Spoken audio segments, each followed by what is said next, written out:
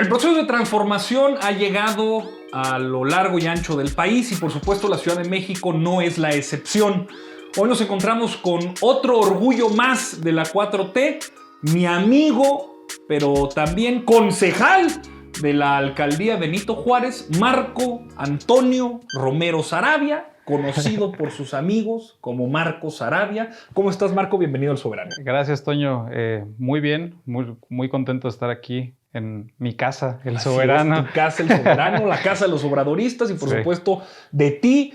Eres concejal en la Benito Juárez, una de las demarcaciones tradicionalmente más complicadas para el obradorismo. Sin embargo, tú actualmente formas parte de lo que sería, digamos, el cabildo municipal, su equivalente, la concejalía en la alcaldía en la Benito Juárez. Tú, aún siendo obradorista con un gobierno que triunfó en 2018, en Benito Juárez tú eres de la oposición. Estás confrontando una de las peores mafias panistas del país y, por supuesto, la Ciudad de México. ¿Cómo ha sido tu experiencia en estos 2 años? Mira, eso es muy interesante lo que dices. Primero, me gustaría recuperar que en 2018 el presidente Andrés Manuel López Obrador tuvo más votos que el candidato en Benito Juárez, que el candidato, ya no me acuerdo cómo se llama, del PAN, ese que anda haciendo videos por ahí, ese que anda visitando colonias y comunidades. Entonces, el presidente Andrés Manuel ganó en Benito Juárez. Sí. La jefa de gobierno ganó en Benito Juárez. Entonces, como tú señalas, Toño, este grupo de panistas que han encontrado en la demarcación Benito Juárez un espacio para la corrupción, para el saqueo, representa una de las mayores mafias a nivel de la ciudad. Imagínate que un delegado en 2012, como fue Jorge Romero, ahora es casi el presidente de facto del PAN, el número 1 en la lista de diputados de la cuarta circunscripción, y todos los delegados y alcaldes y diputados locales son allegados a él en Benito Juárez, ¿no? Entonces estamos hablando de una de las mafias más grandes. Vinculadas con el cártel inmobiliario, que ese es el gran desastre de la alcaldía. Claro, la alcaldía Benito Juárez ha sufrido por uno de las peores gobiernos en al menos las últimas 4 administraciones que han facilitado el desarrollo inmobiliario. Pero bueno, primero, o sea, nadie está en contra del desarrollo inmobiliario. Sí, ¿no? Lo que sucede es por aprovechar y por beneficios económicos se desarrollaron complejos muy grandes a costa de, por ejemplo, el agua de las vecinas y vecinos, las vialidades, muchas casas antiguas que sufrieron daños por estos edificios nuevos que no han encontrado reparación. Oye, y también que se sepa y que se entienda que cuando hablamos de los panistas de la Benito Juárez, estamos hablando de los mafiosos. Sí. Estamos hablando de los hombres y mujeres que han usurpado el poder público para beneficiarse.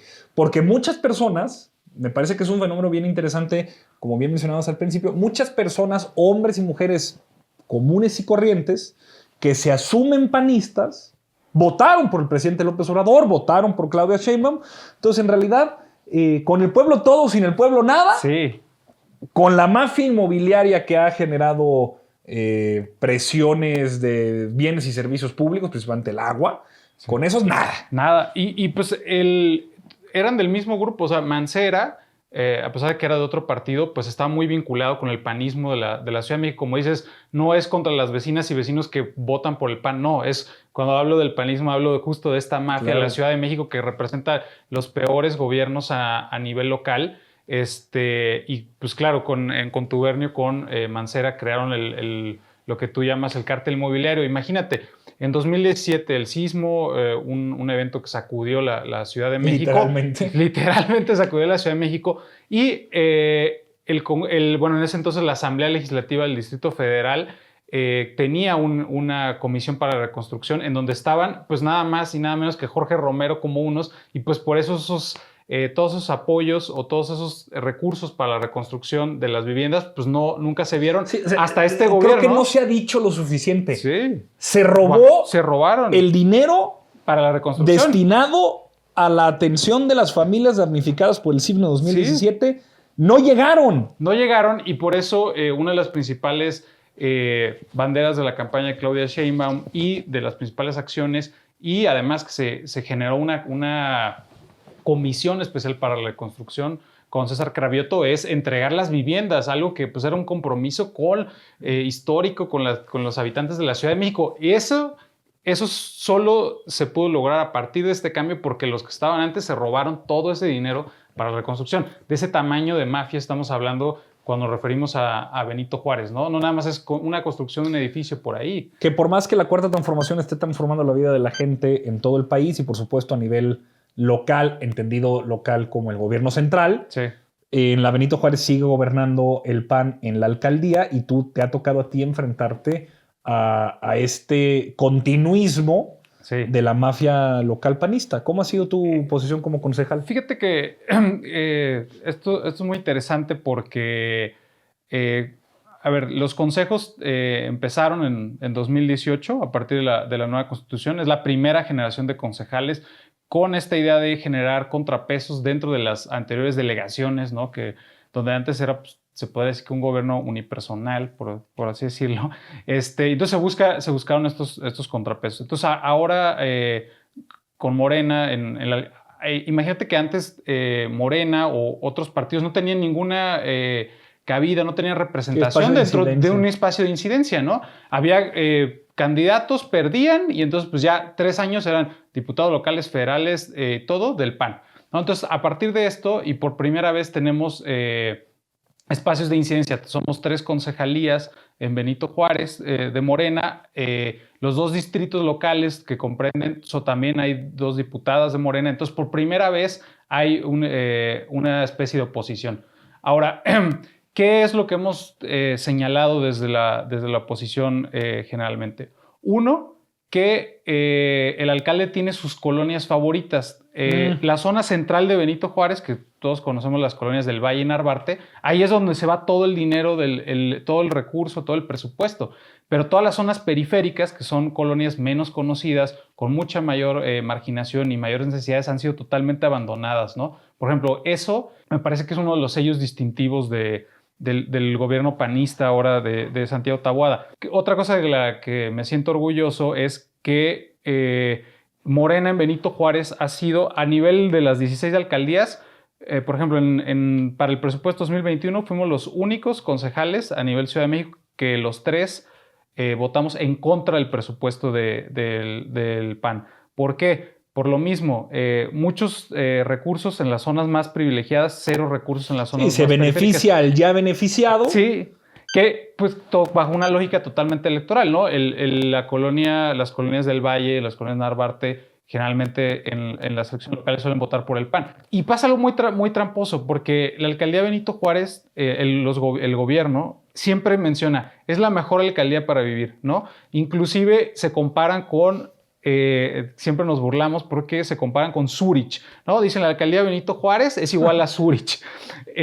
Ahí lo tengo en un documento que nos mandaron. Entonces, además de que esto es absurdo, mencionan que la alcaldía Benito Juárez es la que mayor índice de desarrollo humano tiene en el país o comparado con San Pedro.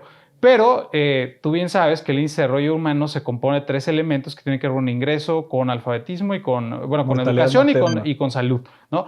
3 ámbitos que no le corresponden a un gobierno local, ¿no? Claro. O sea, ninguno de esos. La alcaldía no maneja hospitales, la alcaldía no maneja clínicas, la alcaldía no maneja escuelas, la alcaldía por sí sola no genera fuentes de trabajo o cadenas productivas para que aumente el ingreso. Entonces son dinámicas propias de la Ciudad de México la que han permitido, y qué bueno que la alcaldía tenga esas condiciones, pues nadie está en contra, pero no es por los gobiernos locales, es por una dinámica histórica, política, que lo que económica. Sí ha sido por los gobiernos locales es el desfalco, el robo, el desvío. O sea, cuando a mí, yo siempre, cuando pongo algo en redes, oye, es que este parque está mal, me dicen, pues vete a vivir a Iztapalapa, Iztacalco, ¿no?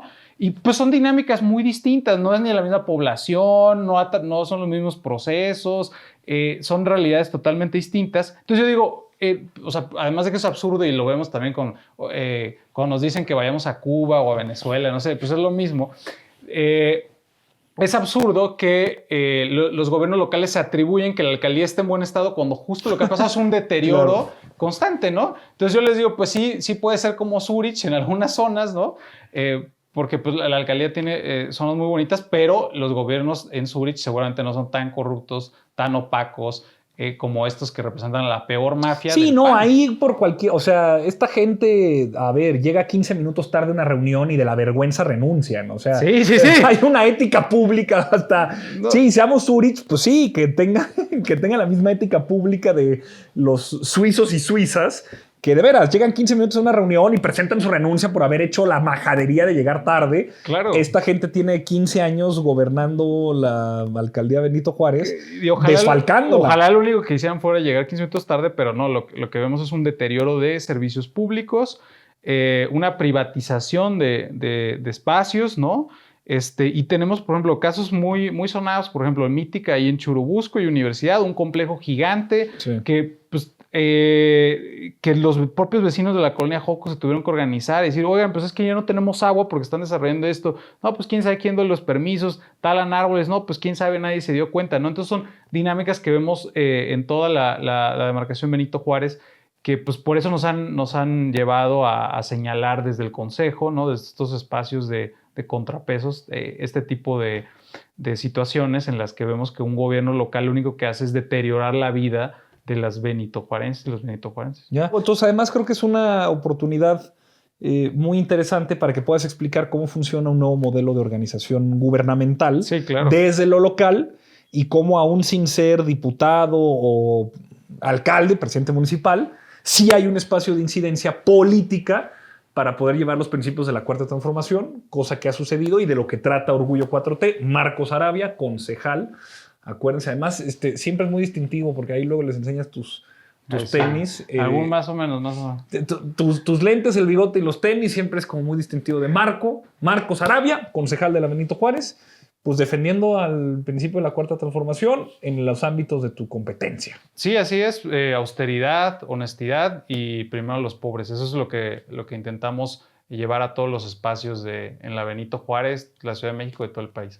Pues te agradezco mucho este pequeño espacio que hemos tenido para conversar sobre el principio obradorista que nos rige, que nos mueve en un espacio como la concejalía, una cosa novedosa, en la Benito Juárez, en la Ciudad de México y por supuesto aquí en El Soberano, en esta entrevista para Orgullo 4T, porque Marcos Arabia, por supuesto que es un Orgullo 4T para los compañeros de partido, de proyecto y sobre todo para sus amigos que lo queremos mucho. Muchas gracias por estar aquí. Mi nombre es Antonio Atolini, como Atole pero con doble T. Orgullo 4T para El Soberano. Nos vemos la que sigue.